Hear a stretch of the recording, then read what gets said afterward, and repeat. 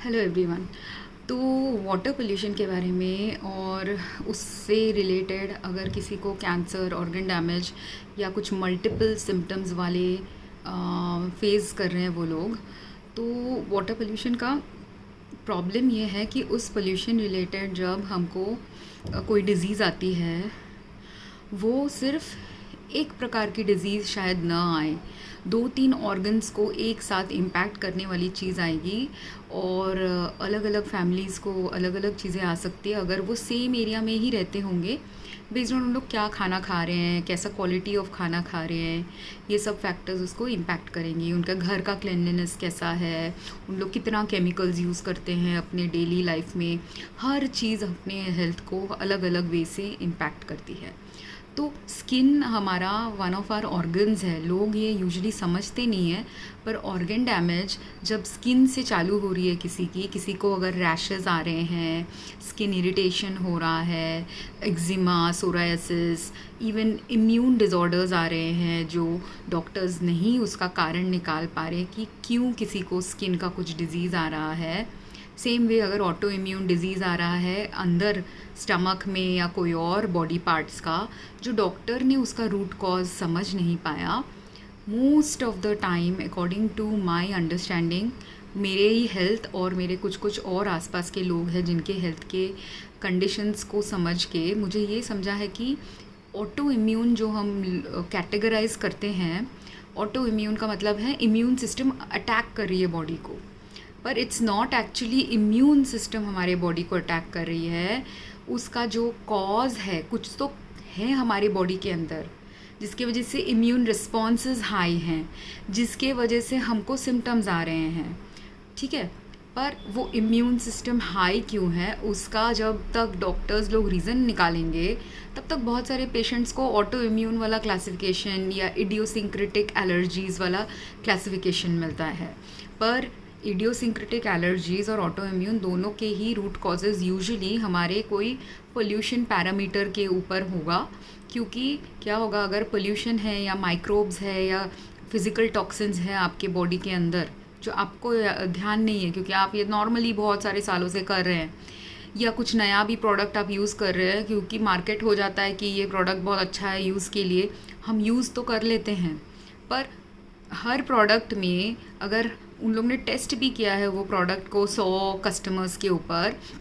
वो 100 कस्टमर्स में से 4-5 कस्टमर्स होंगे जो एलर्जिक होंगे वो प्रोडक्ट के। पर अगर 95 लोग अच्छे हैं वो प्रोडक्ट से, उनको कोई एलर्जी नहीं आ रही, कोई रिस्पॉन्स नहीं आ रहा, तो मोस्ट ऑफ द टाइम वो डेटा को थोड़ी देर के लिए इग्नोर हो जाते हैं या वो लिस्ट तो कर देंगे कहीं पे। पर ये सिर्फ मेडिसिन के लिए होता है, पर फूड के लिए ना ही ये होता है, ना ही हमारे बाकी कंज्यूमर प्रोडक्ट्स के लिए ऐसे कोई वार्निंग्स ज़्यादा हमारे कंट्री में नहीं है। इंटरनेशनली होंगे, इंटरनेशनली इसलिए कोई कोई products after long term use ban भी हो जाते हैं। तो क्लोथ्स का जैसे मैं बोल रही थी, क्लोथ्स में उन लोग जो डाइज़ डालते हैं, कोई डाइज़ यूरोप में बैन हो चुकी है, पर वही डाइज़ अभी यूरोप में जब बैन हो जाती है, इंडिया के कंपनीज़ ही शायद मैन्युफैक्चर करके बनाए, चाइना के, अफ्रीका के ऐसे पुअर कंट्रीज़ में ही आजकल मैन्युफैक्चरिंग ज़्यादा चल रही है। तो जहाँ पे मैन्युफैक्चरिंग ज़्यादा है पुअर कंट्रीज़ में, वही वाले या थर्ड लेस डेवलप्ड कंट्रीज़ में ही manufacturing activities with less pollution parameter check चल रहा है। तो इसी की वजह से स्वच्छ भारत का मतलब ये नहीं कि रास्ते को सिर्फ पेपर कचरा और खाने के कचरे से आप ठीक रखें या प्लास्टिक कचरा निकाल दें रास्ते से तो आपका स्वच्छ भारत हो जाएगा। स्वच्छ भारत तो तब होगा ना जब आप केमिकल पोल्यूशन भी बंद कर देंगे, फिज़िकल टॉक्सिन्स भी बंद कर देंगे। क्योंकि फिज़िकल टॉक्सिन्स जैसे अगर हम सिंथेटिक क्लोथ ज़्यादा पहनते हैं, इसके बारे में भी रिसर्च थोड़ा थोड़ा निकल चुका है। तो मैं जो भी चीज़ों के बारे में बोल रही हूँ ऐसा नहीं है कि इसके बारे में रिसर्च नहीं निकला है, बट कोई कोरिलेट करने वाला पर्सन नहीं आया है, या कोई कोरिलेट किया है भी तो सही तरीके से नहीं कोरिलेट किया है। जैसे अगर वॉशिंग मशीन्स में उन्होंने ये टेस्ट करके देखा कि अगर आपने सिंथेटिक कपड़े प्लास्टिक बेस वाले कपड़ों को वॉशिंग मशीन्स में धोया तो उसके माइक्रो पार्टिकल्स एयर में चले जाते हैं। क्योंकि और ये भी हमें नहीं दिखता अनलेस आप मैग्नीफाइंग ग्लास लेके बैठे रहोगे। बहुत कम लोगों को माइक्रो पार्टिकल्स दिखते हैं हवा में, फाइबर्स तक नहीं दिखते। कभी कभी आपको दिखेंगे, अगर थोड़ा सा अगर वो 1 मिलीमीटर का फाइबर है तो आपको दिख जाएगा, पर अगर वो नैनोमीटर वाला साइज़ का है फाइबर, या तो वो नहीं दिखेगा, या माइक्रोमीटर से भी छोटा है तो नहीं दिखेगा वो फाइबर, राइट। 1 मिलीमीटर, 1 माइक्रोमीटर, ये सब फाइबर्स हमको नहीं दिखेंगे आँखों से, उसके लिए माइक्रोस्कोप चाहिए। पर इसका मतलब जो हमको आंखों से नहीं दिख रहा वो हमको इम्पैक्ट नहीं कर रहा, ऐसा तो नहीं है। लाइक वायरस हमको दिखता नहीं है आंखों से, वो हमारा हेल्थ फिर भी इम्पैक्ट कर देता है। वैसे ही प्लास्टिक के माइक्रो पार्टिकल्स अगर आपने कपड़े वॉशिंग मशीन में धोए और वो हवा में हैं, वो आपके लंग्स को इम्पैक्ट करेगा वो भी, और जितना ज़्यादा कपड़े आप धोएंगे उतना ज़्यादा आपको इम्पैक्ट करेगा। और सिर्फ प्लास्टिक के माइक्रो पार्टिकल्स पे रिसर्च हुआ है, पर और भी जो जितना सिंथेटिक आपका डिटर्जेंट होगा, या डिटर्जेंट के बाद अपने फैब्रिक सॉफ्टनर जितना सिंथेटिक मटेरियल का होगा, वो सब मटेरियल भी धुलते धुलते ब्रेक डाउन होकर थोड़ा थोड़ा हवा में रहेगा। क्योंकि मेरे साथ ये हुआ कि जब मेरे इनिशियल सिम्टम्स आ रहे थे, मुझे ब्रीदिंग डिस्ट्रेस आ रहा था, किससे? माइक्रो पार्टिकल्स, जो कपड़े धोने के माइक्रो पार्टिकल से, इवन कॉटन फाइबर से भी आएगा माइक्रो पार्टिकल, प्लास्टिक फाइबर से भी आएगा माइक्रो पार्टिकल। बट कॉटन क्या है, अगर ऑर्गेनिक मटेरियल है करके, और आपका कपड़ा अगर प्योर कॉटन का है, तभी अगर आपने उसको ब्रीथ भी किया, आपके लंग्स में भी वो गया धीरे धीरे, क्योंकि वो ऑर्गेनिक मटेरियल है, बॉडी का इम्यून सिस्टम उसको पचा सकता है। और अगर वो कहीं और बाउंड नहीं हो गया है, फंस नहीं गया है वो फाइबर, जैसे हम चलते चलते अगर हमारा कपड़ा फट गया कहीं अटक के, तो तब अगर थोड़ा सा कपड़ा फट गया, वो उधर अटक गया है पेग में, या कहीं शार्प चीज़ में अटक गया, ब्रांच में, ट्री के ब्रांच में जाके अटक गया, तब वो निकल नहीं सके, उसको हमको खींचना पड़ता है निकालने के लिए, राइट। सो बॉडी में उतनी शक्ति नहीं है कि अगर कहीं अटक गया वो microfibre particle of some natural cotton,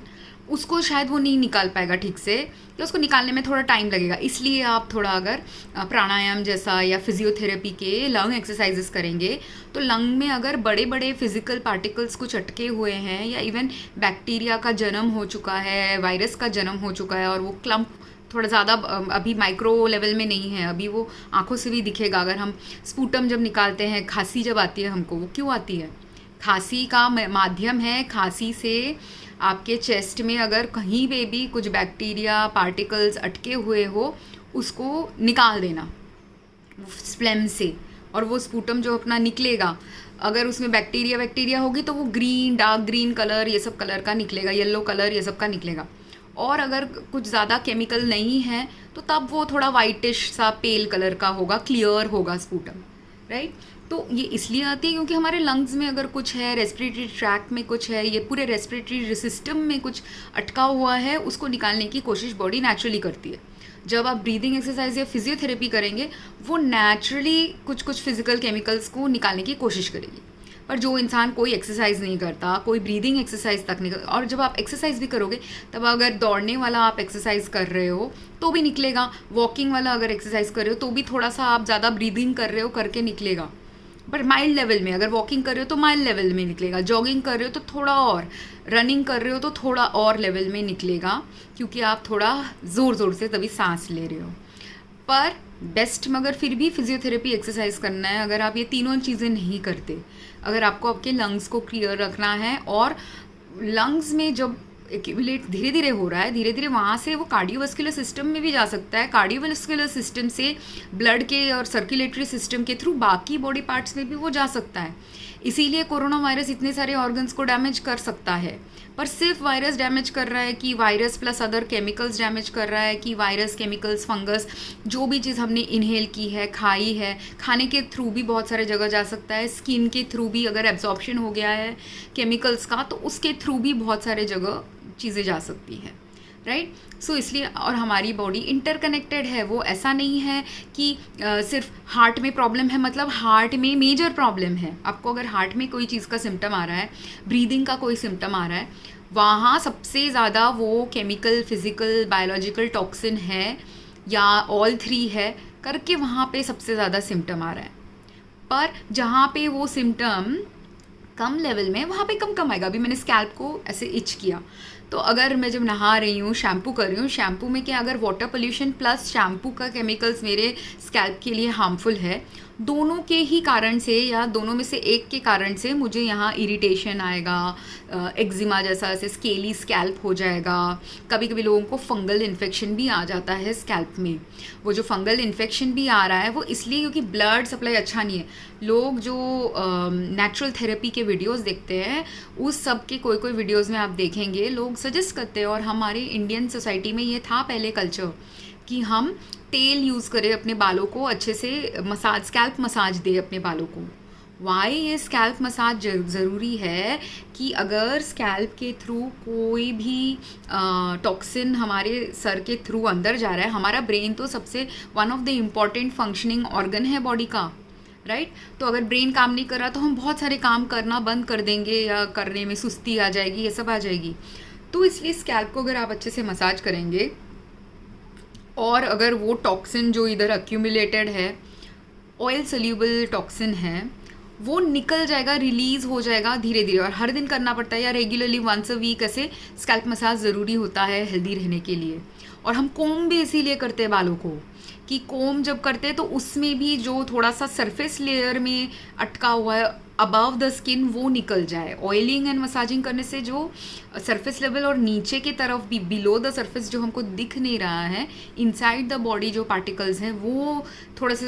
cleanse होके लिम्फेटिक और सर्कुलेटरी सिस्टम में आए, और फिर सर्कुलेटरी और लिम्फेटिक सिस्टम को उसको निकालना है हमारे बॉडी से। Same way Ayurvedic massages, physiotherapy massages का भी फ़ायदा वही है कि जब आप मसाजेस में ऑयल यूज़ करते हैं, लोशन यूज़ करते हैं, उसका oil solubility, water solubility component help करता है, क्योंकि लोशंस में oil and water soluble lotion या water and oil soluble lotion होता है। तो इसलिए उसमें बोथ लोशन यूज़ करने से वाटर और ऑयल सोल्यूबल चीज़ें निकल जाएंगी, ऑयल यूज़ करने से ऑयल सोल्यूबल टॉक्सिन्स निकलेंगी धीरे धीरे। और ये सब एक्सरसाइज के लिए भी हमको पानी चाहिए। ये कुछ भी हम कर रहे हैं, अगर ऑयल मसाज किए, थोड़ा एक्स्ट्रा ऑयल आ गया बालों में, हमको उसको थोड़ा शैम्पू करके निकालना है तो भी ऑयल पानी चाहिए। अगर हमको हेल्दी रहना है तो भी बॉडी का एक normal 8 litres, in general most humans को 8 लीटर्स नहीं 8 ग्लासेस ऑफ वाटर, तो 8 times 3 litres, approximately 2.5 to 3.5 litres depending on लोगों के weight, age and health status के ऊपर आपको लेना है। तो और जो लोग जैसे बहुत स्पोर्टी पर्सन है, बहुत स्वेटी काम करते हैं, और उनका बॉडी टाइप के लिए अगर उनको बोला भी है 3 लीटर पीना है, उनको शायद 3 से थोड़ा ज़्यादा भी कभी कभी पीना हो सकता है अगर वो स्वेट कर रहे हैं, ज़्यादा स्वेट वाला एक्टिविटी कर रहे हैं। और जो लोग कुछ वही सेम हाइट के लोग अगर ज़्यादा फिजिकल एक्टिविटी नहीं कर रहे तो वो लोग थोड़ा सा 3 लीटर से कम भी पानी पियेंगे तो चलेगा। पर आपको जब हेल्थ के लिए ही नॉर्मल एक पानी का लिमिट डॉक्टर ने सेट किया है, वो पानी अगर ख़राब है तो आप वो पानी पिएंगे तो भी आप अनहेल्दी होंगे, नहीं पिएंगे तो भी अनहेल्दी होंगे। तो मेन पॉइंट है, पानी अगर किसी ने पीने बोला वो क्लीन वाटर होना चाहिए, पोल्यूशन फ्री वाटर होना चाहिए। और हम सबों को जब हम बचपन में बड़े हो रहे थे, हमको ये सिखाया था कि पानी सिर्फ बॉयल करेंगे तो उससे बहुत सारे बैक्टीरिया ये सब मर जाते करके। इसलिए डायरिया उस वक्त जब 100 साल 1000 साल पहले लोगों को डायरिया होता था, वो मोस्टली बैक्टीरियल रीज़न से होता था। तो बैक्टीरियल पोल्यूशन जब अर्थ में ज़्यादा था तब बैक्टीरिया से पेट खराब होता था, इसलिए आप सिर्फ पानी को बॉयल करेंगे तो उससे चल जाता था। पर उसके बाद क्यों बॉइलिंग के बाद फिल्ट्रेशन सिस्टम आया, क्योंकि कुछ कुछ बैक्टीरिया के साथ साथ कुछ कुछ केमिकल्स तभी पानी में आने लग गए थे, इसलिए फिल्ट्रेशन सिस्टम भी आया। जैसे और ये देखो, ये ज़्यादा मैंने कलकत्ता और मुंबई का क्यों ऑब्जर्व किया है कि Calcutta was a older city. Calcutta was India का वो नवाब लोग भी आके कैपिटल बनाए हैं, ब्रिटिशर्स ने भी इनिशियली कलकत्ता को कैपिटल बनाया है, और कलकत्ता एक बहुत पुराना शहर है। आप उधर जाएंगे तो ही आपको समझ में आएगा कि ये पुराना शहर है। तो जो जो एरियाज़ पुराने शहर होते हैं जहाँ पे नवाब्स रहे हैं या उसके भी पहले अदर एम्पायर्स रहे हैं इंडिया के, वो शहरों में क्योंकि आबादी बहुत सदियों से चली आ रही है, वो शहरों में वाटर पोल्यूशन के प्रॉब्लम सबसे ज़्यादा होने के हैं चांसेस। इसी की वजह से कलकत्ता का पानी जो है ये है बहुत हार्ड वाटर होता है, तो इसलिए उसको जब हम इमीडिएटली बॉयल करते हैं उसमें से उसका जो सॉल्ट डिपॉजिट्स होता है वो सब निकल आता है पानी के स्तर में ही काफ़ी कुछ, और उसको इसलिए हमको फ़िल्टर करना पड़ता है, नहीं तो हम वो पानी पिएंगे तो ये कैल्शियम डिपॉजिट और उसके हार्मफुल वाले फॉर्म्स के डिपॉजिट्स हमारे बॉडी में चले जाएंगे। नॉट द कैल्शियम फॉर्म जो हमारे बॉडी के लिए अच्छा है, बट कोई कोई हार्मफुल कैल्शियम मैग्नीशियम हमारे बॉडी में, या जो भी वो वहाँ के हार्ड वाटर में है, वो कंटेंट हमारे बॉडी में जाके हमको तकलीफ़ दे सकता है। तो इसीलिए वहाँ का पानी थोड़ा हार्मफुल है। पर अभी उसी का एक फ्लिप साइड भी है। कलकत्ता के लोग, बिकॉज वो लोग फ़िश भी खाते हैं, बहुत नॉनवेज भी खाते हैं, और उन लोग कलकत्ता के लोगों का ये पानी में ही, अगर आपने फ़िल्टर करके नहीं किया, सिर्फ बॉईल करके वो पानी पी रहे थे, और उस पानी में सिर्फ कैल्शियम मैग्नीशियम था, तो कैल्शियम मैग्नीशियम हमारे बॉडी के लिए बेनिफिशियल है करके, कुछ कुछ वो नॉन बेनिफिशियल पार्ट में हो या बेनिफिशियल हो, थोड़ा सा वो उसका असर हमारे बॉडी में आएगा। और वहाँ के लोगों का, इसलिए मैंने ऑब्जर्व किया, बोन डेंसिटी बेटर है मुंबई के लोगों से कंपैरिजन में। मुंबई के लोग उतने हट्टे गट्टे नहीं होते, थोड़े से थिनर होते हैं, थोड़े से स्प्राइटलियर होते हैं। क्यों थिन भी होते हैं, शॉर्ट भी होते हैं, पतले भी होते हैं? क्योंकि यहाँ के लोग उतना नॉनवेज नहीं खाते, और नॉनवेज में भी आपको कैल्शियम कंटेंट ये सब ज़्यादा मिलेगा। इसीलिए अगर मैं सेमी जेनेटिक्स की हूँ, उधर के लोगों को अगर और सेमी लाइफस्टाइल हम मुंबई के लोग और कलकत्ता के लोग जी रहे हैं, वहाँ के लोग अगर उनका खाना खाने की वजह से उनका अगर बोन्स अच्छा है, तो उनको बोन कैंसर कम होगा, कोई और कैंसर आ जाएगा कंपेयर्ड टू यहाँ के लोग, जिन लोग उतना बोन डेंसिटी इंटेंसिफाइंग फूड नहीं खा रहे, फूड सोर्स नहीं खा रहे। क्योंकि प्रॉब्लम यह है कि अर्थ में अभी धीरे धीरे फार्मिंग के एक्टिविटीज़, ऐसे सिर्फ मास प्रोडक्शन के एक्टिविटीज़ इतने हुए हैं कि न्यूट्रिशनल क्वालिटी हमारे फूड का कम हो गया। तो जो लोग सिर्फ वेजिटेरियन हैं, वो लोग का क्या हो रहा है, न्यूट्रिशनल क्वालिटी और भी कम है दैन जिन लोग नॉन वेजिटेरियन हैं। तो इसके वजह से जो लोग वेजिटेरियन हैं उनको अगर कैल्शियम वाइज, तो उनको क्या होगा, कैल्शियम रिलेटेड हेल्थ प्रॉब्लम्स जल्दी आ जाएंगे, दांत के प्रॉब्लम्स, बोन्स के प्रॉब्लम्स, वो वाले प्रॉब्लम ज़्यादा आ जाएंगे। जो जहाँ ज़्यादा खाना, जैसा ज़्यादा खाना खा रहा है, और वो खाना जितना ज़्यादा हेल्दी है, उसके बेसिस पे आपको हेल्थ प्रॉब्लम्स आएंगे। पर अभी जो मुंबई के लोगों को डिसएडवांटेज है कि आपको पहले बोन के डिसऑर्डर्स पहले आएंगे अगर आप वेजिटेरियन फूड ज़्यादा खाते हैं।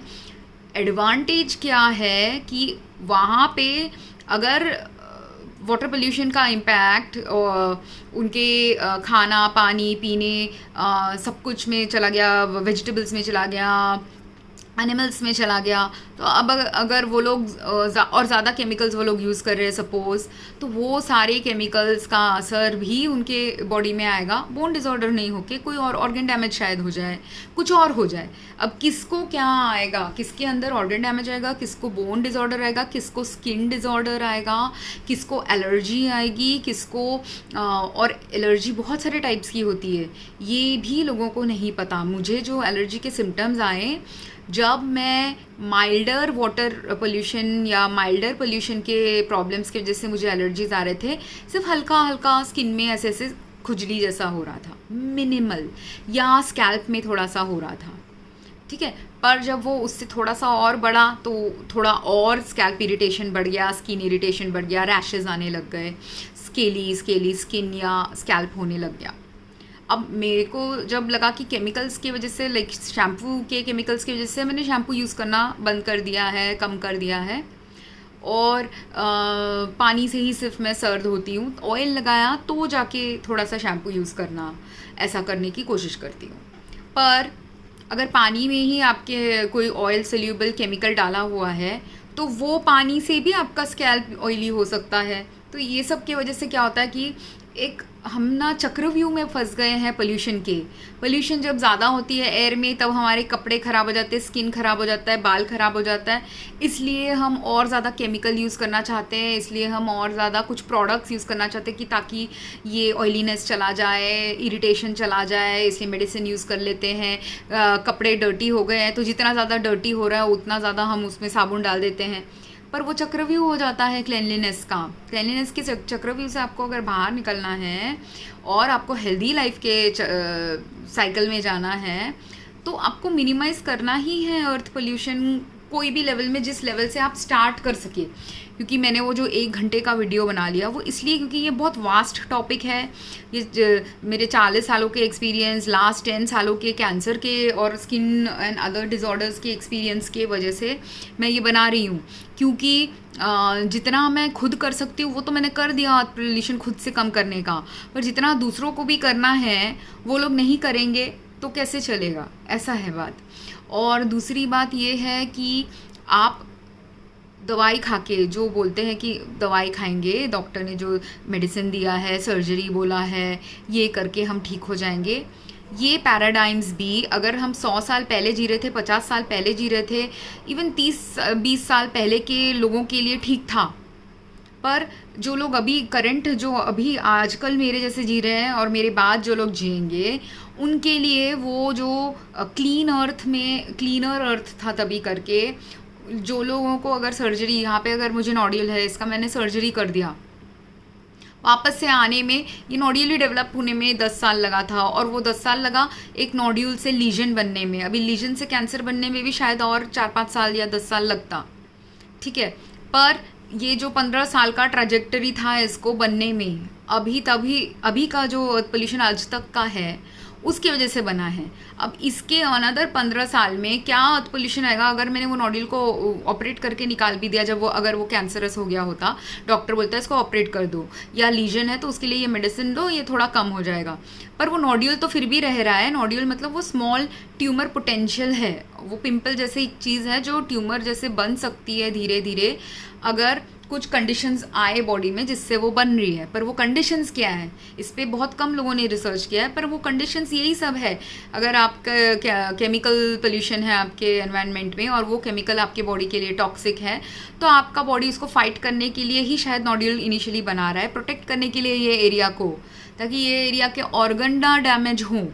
इसलिए उसने पहले ट्यूमर यहाँ बनाना, इधर प्रोटेक्टिव लेयर बनाना चालू किया शायद, या यहाँ से जब लिम्फेटिक सिस्टम से निकल रहा है कुछ, वो अटक गया है यहाँ पे, इसलिए भी ऐसे सब करके अलग अलग कारणों से किसी को कैंसर आ सकता है, ट्यूमर आ सकता है। बट कोई जो केमिकल्स ही होते हैं जो हार्मफुल होते हैं, वो हमारे ब्लड में जाके समा जाते हैं, हमारे ऑर्गन में जाके अटैच हो जाते हैं, ऑर्गन के सेल्स के साथ, हमारे बोन्स के सेल्स के साथ अटैच हो जाते हैं, तो इसलिए वो उसके बोन के डेवलपमेंट, ब्लड के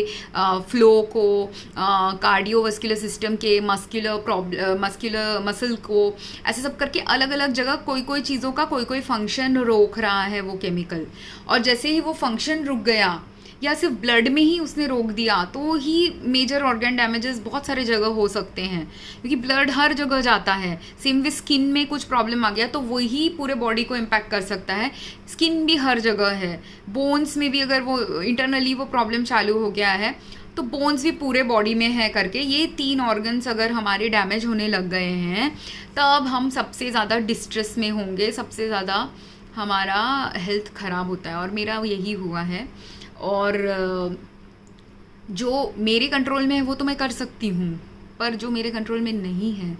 वो तो ह्यूमंस, जो लोग आसपास हैं उनको करना है, सोसाइटी में करना है, म्यूनिसिपैलिटीज़ को करना है, सिस्टम्स को, और सारी सिस्टम्स को चेंज कर सकते हैं। ऐसा नहीं है कि ऑल्टरनेटिव सोल्यूशंस अवेलेबल नहीं हैं, ऑल्टरनेटिव्स तो अवेलेबल हैं, पर अभी ऑल्टरनेटिव्स को भी राइट वे में आपने इम्प्लीमेंट नहीं किया तो वो भी गलत चला जाता है। कि इंडिया में मैंने अभी ऑर्गेनिक खाना थोड़ा चालू किया था, ऑर्गेनिक मैंने दाल वाल ख़रीदा, क्योंकि मुझे नॉर्मल दाल में थोड़ा मोल्ड का प्रॉब्लम समझ में आ रहा था,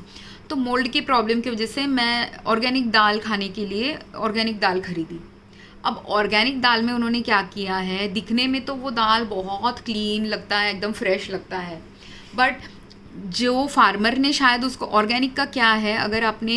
मैंने एक ऑर्गेनिक फार्मिंग इनिशिएटिव करने वाले एक इंसान से भी बात की थी, और ये मैंने खुद भी ऑब्जर्व किया था यूएस में, और कि अगर सपोज़ आपने ऑर्गेनिक वेजिटेबल ख़रीदा, अब अगर नॉर्मल वेजिटेबल आपने ख़रीदा, वो अगर आपके फ्रिज में 4 दिन 5 दिन रहता है, ऑर्गेनिक वेजिटेबल फ्रिज में 1 दिन में ही ख़राब हो जा रहा था। क्योंकि वो फ्रिज के कंडीशंस ऐसे, और वो ऑर्गेनिक वेजिटेबल का भी कंडीशन, अगर वो दूर दूर से कहीं से आया है और उसने सिर्फ ऑर्गेनिक में उसको सिर्फ पेस्टिसाइड फ्री बनाया है, बट उसको अगर हार्मोन फ्री नहीं बनाया या उसको फंगस फ्री नहीं बनाया, तो क्या होगा, वो वेजिटेबल जल्दी सड़ जाएगा, क्यों वो जल्दी सड़ जाएगा? अगर उसको आपने फंगिसाइड फ्री नहीं बनाया, उसके अंदर फंगस था, आपको समझ में नहीं आएगा। और इसके वजह से अगर फंगस है आपको समझ में नहीं आ रहा है, आपने तो एक अच्छा दिखने वाला वेजिटेबल बेच दिया, और जो हम लोग फ्रिज विज में रख के स्टोर करते हैं, रिटेलर ने उसको स्टोर भी कर दिया, पर फिर वो जब तक मेरे घर में आया तब तक मगर उसके अंदर का जो फंगस है वो ग्रो हो गया। या अगर किसी ने हार्मोन्स दे के वो ऐसे केमिकल्स दिए जिससे वो जल्दी बढ़ जाए कि एक या बड़ा दिखे। एक टमाटर यूजुअली अगर उसका इतने साइज़ का टमाटर आता है, उसको केमिकल डाल डाल के बड़ा किया तो वो इतने साइज़ का भी बन सकता है। पर ये क्या है, जल्दी से आपने इस टमाटर को बड़ा कर दिया। इतने से बेबी टमाटर को बड़े नॉर्मल एवरेज साइज टमाटर बनाने के लिए या एवरेज से भी ज़्यादा बनाने के लिए भी केमिकल्स देते हैं। अगर आपने एवरेज साइज तक बनाने के लिए टमाटर दिया, केमिकल दिया, तो क्या किया है आपने, एक बेबी टमाटर को जल्दी से बड़ा करके एक एडल्ट टमाटर बना दिया। पर अभी वो एडल्ट टमाटर ही, क्योंकि उसके अंदर केमिकल है, जल्दी से अभी सड़ भी जाएगा। इसलिए अगर ऑर्गेनिक सिर्फ टैग लगाया है और उसमें सिर्फ पेस्टिसाइड यूज़ करना बंद किया है, पर केमिकल स्प्रे करना बंद नहीं किया है, तो भी वो जल्दी ख़राब हो जाएगा। क्योंकि ऑर्गेनिक, और इसके लिए यूएस में या दूसरे कंट्रीज़ में, और यही है प्रॉब्लम कि ये ह्यूमन के चालूपंथी का असर है और गलत चालूपंथी का असर है। क्योंकि जब आपके वेजिटेबल्स सड़ रहे हैं, आपको समझना है कि जल्दी सड़ रहे हैं, और क्रॉप्स फेलियर्स अगर चालू हो गए हैं कि हमको हमारा सॉइल को ठीक करना है, हमको हमारा लैंड को ठीक करना है, हमको हमारे फार्मिंग प्रैक्टिसेस को सही दिशा में लेके जानी है। ये फंगस जो होता है वो वार्निंग होती है कि आप सही दिशा में जा नहीं रहे हो। ज़्यादा इंसेक्ट प्रॉब्लम जब आ रही है, वो भी एक वार्निंग होती है इंसेक्ट्स की कि आप अर्थ को पोल्यूशन इतना कर चुके हो, इसलिए इंसेक्ट ऊपर आके हमारे घर में आ जाते हैं जब नीचे ज़्यादा पोल्यूशन। इसलिए आप देखेंगे समर टाइम में, बचपन में मैंने ऑब्जर्व किया था, समर टाइम में हमारे ग्रैंड पेरेंट्स जो लोग, ग्राउंड फ्लोर का हाउस था और वो ग्राउंड फ्लोर के हाउस में ज़मीन पे ही घर है, तो हम जब भी खाना खाते हैं, मेरे दादा दादी बहुत क्लीन थे, तो उन लोग इमीडिएटली, और हम लोग फ्लोर में खाना खाते थे, तो फ्लोर में खाना खाते थे, इमीडिएटली फ्लोर को पोंछा कर दिया। एंड फ्लोर में खाना खाना सेफेस्ट है, बेस्ट है, क्योंकि आपने खाना खाया, जो भी खाना गिरा आपको दिख भी गया, क्योंकि आप बैठ के ही खा रहे हो ज़मीन पे, और आपका खाना आप ऐसे करके बैठे हुए हो, करके डाइजेस्टिव सिस्टम भी स्ट्रेट है, करके वो पचेगा अच्छे से अगर आप बैठे रहो खाने के बाद। फिर और आपने साफ़ सफाई इमीडिएटली तभी खाने के बाद ही कर दी, तब भी थोड़ा सा एक्सरसाइज हो गया, तो तभी भी थोड़ा डाइजेस्टिव सिस्टम का वर्कआउट हो गया। तो that is the healthiest way खाना खाने का। पर मोस्ट ऑफ अस हम टेबल में खाना खाते हैं, फिर टेबल में खाना खा के टेबल तो पोंछ लेते हैं, पर कभी कभी फ्लोर नहीं पोंछते। तो अगर फ्लोर नहीं पोंछे हैं, या अगर फ्लोर पोंछते वक्त हमने कॉर्नर्स में मिस कर दिया थोड़ा सा, तो अगर ज़्यादा कार्बोहाइड्रेट वाला खाना है, मिठाई वाला खाना है, तो वहाँ पे चींटी आ जाती है समर टाइम पे, ठीक है। पर अगर मिठाई वाला खाना नहीं है, सॉल्टी वाला खाना है, चींटी आना थोड़ा कम होगा। और अगर मिठाई वाला आप खाना खा रहे हो, तो ध्यान से, आपको मिठाई वाला खाना खाने का डिसएडवांटेज क्या है, अगर आपने बहुत ज़्यादा कार्बोहाइड्रेट्स खा लिया तो आपको, और आपकी बॉडी में कुछ और भी प्रॉब्लम्स चल रहे हैं, जैसे फंगल इन्फेक्शन, कैंसर, या कुछ और ऐसे स्लोली डेवलप हो रहा है। ऐसा नहीं है कि डायग्नोजेबल स्टेज में है, but beginning stages of development में है। तब आपको सुस्ती बहुत आएगी, क्योंकि आपका कोई ऑर्गन धीरे धीरे इम्पैक्ट हो रहा है, शायद कैंसर से या फंगस से या कुछ से, और उसकी वजह से जो ऑर्गन वो शुगर को या फूड जो अब्जॉर्प्शन है उसकी प्रक्रिया को अगर कुछ स्टॉप हो गया है, वो प्रक्रिया स्लो डाउन हो गया है, वो प्रक्रिया कुछ तो चल रहा है गड़बड़ आपकी बॉडी में।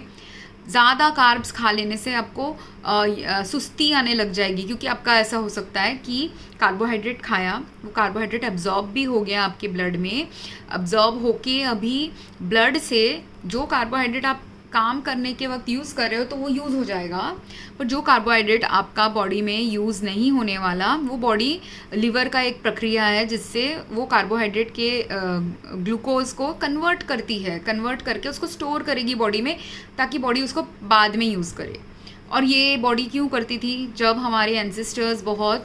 ये होते थे, बहुत वॉर वाले जगहों में रहे हैं, या जब बहुत ऐसे हंटिंग एंड गैदरिंग करते थे, और तभी वेदर वाइज हंटिंग गैदरिंग चलती थी, तो उस वेदर में क्या खाना मिल रहा है वो खाना वो लोग खाते थे। तो जब कोई सीजन्स में उनको खाना नहीं मिल रहा, या उस सीज़न में खाना नहीं मिलेगा, बॉडी को पता है इसलिए बॉडी का सिस्टम ऐसा डेवलप हुआ है कि वो स्टोर करने लग जाता है एक्स्ट्रा खाना, जो बॉडी कभी अगर पचा के सारे ऑर्गन्स ने यूज़ कर दिया, उसके बाद अगर एक्स्ट्रा कुछ बचा है एनर्जी का, वो स्टोर कर देने के लिए लिवर ये करता है। पर अगर मेरा लिवर ख़राब हो रहा है और लिवर के सम प्रोसीजर्स ख़राब हो रहे हैं कोई कारण से, तो तब अगर मैंने खा लिया खाना, और तो बहुत सारे लोगों ने ये शायद ऑब्ज़र्व किया होगा, अगर आपने नॉर्मल खाना ही खाया है और सडनली जो आप बहुत सालों से खाते आ रहे हो और वही खाना खाने के बाद आपको सुस्ती आ रही है, इसका मतलब एक है कि कुछ लिवर का प्रॉब्लम चल रहा है। दूसरा, अगर आप नॉर्मल खाना से ज़्यादा खाना खा रहे हैं, सपोज़ पार्टी में गए, ये मेरे साथ हुआ है क्योंकि मैं पार्टी में जाती थी, पार्टी में जाके खाना अगर खाया है तो मेरे दो प्रॉब्लम्स होती थी। एक तो मेरा स्टमक उसको ले नहीं पाता था अगर मैंने एक्सेस खा लिया, बहुत पेट दर्द करता था, कि वो मेरे बॉडी का रेसिस्टेंस है कि मेरे बॉडी का एक स्टमक का एक लेवल है, इतना ही खाना है, इससे ज़्यादा मैं खाऊंगी तो मेरा पेट दर्द करता है। तो इसलिए इसलिए पार्टीज़ में पहले जब बचपन में ये पता नहीं था, तो तब मैं बहुत पार्टीज़ में ज़्यादा खाती थी, पर आजकल मैं नहीं खाती, पोर्शन कंट्रोल करती हूँ। पर सेकंड थिंग है, अगर मिठाई ज़्यादा खा ली, कार्बोहाइड्रेट ज़्यादा खा लिया, वो सब शादियों में या कोई किसी के बर्थडे पार्टी में, या कुछ कार्बोहाइड्रेट और ये वाला खाना, मिठाई वाला खाना ज़्यादा खा लिया, और क्योंकि ये सब ज़्यादा हम पसंद भी करते हैं खाना, तो वो वाले खाना ज़्यादा खा लिया तो मुझे शुगर हाई हो जाता है। और शुगर हाई इसलिए हो रहा है, वही सेम थिंग कि शुगर एक्सेस है मेरे ब्लड में, इसकी वजह से मुझे नींद जैसे आने लग जाती है, क्योंकि मेरे बॉडी वो जो लिवर अगर थोड़ा सा डैमेज्ड है और उसको प्रोसेस नहीं कर पा रहा है, लिवर का कोई फंक्शन या जो भी सिस्टम ये एक्सेस शुगर को प्रोसेस करना चाहिए, वो सिस्टम में कोई मेल फंक्शन आ गया है, तब मुझे ज़्यादा ड्राउजीनेस आएगा। इसलिए मैं कार्बोहाइड्रेट्स थोड़ा, और उस रीज़न से भी आ सकता है, और दूसरी ये है कि अगर आप उतना पहले जब हम बच्चे थे, 20 ईयर्स ओल्ड थे या 30 ईयर्स ओल्ड थे, बहुत एक्सरसाइज करते थे या बहुत एक्टिव लाइफस्टाइल लीड करते थे, कोई जॉब में भी 20-30 ईयर ओल्ड का जॉब क्या होगा, उसकी बॉस उसको बहुत इधर उधर के चल